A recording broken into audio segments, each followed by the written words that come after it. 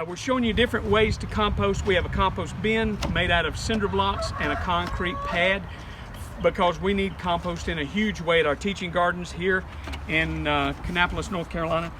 Also, all of our vegetative scraps and carbon, we want about 50-50.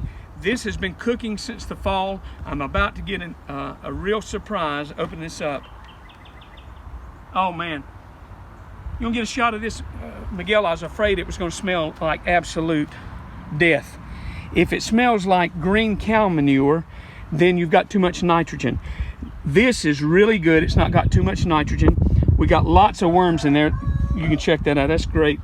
If it smells like fresh cow manure, it's too much nitrogen. If it's too dry, then it's not really compost. A rule of thumb of how you can tell it's compost or not is if you can look at something and you can't tell what it used to be. It will be, and this is not completely done, but it will be crumbly. It'll smell earthy, but it won't smell bad.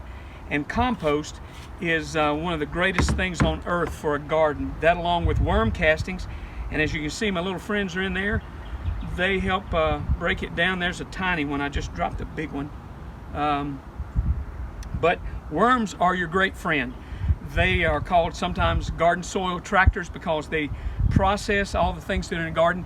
Their manure is called worm castings, and it's one of the greatest fertilizers on the earth. So you need to be making, if you're going to do some home gardening, you need to be making compost.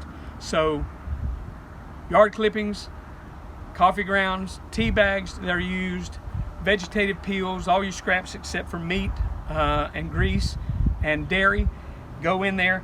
The good thing about something like this came from a pickle company. It's black, so it gets more heat. You need to get your heat up ideally to about 155, 160. With a screw lid, it makes it that much better. I don't know where you live, but if you have access to screw lid 55-gallon barrels like this, makes it great. Usually I'll put 4 numbers on it, so I'll have 1, then I'll turn it over to number 2 the next week. And what you're doing is you're just rotating, aerating your compost so that you can make compost at home. This is Pastor Jerry, Raised Ministries. Good gardening, and may God bless you.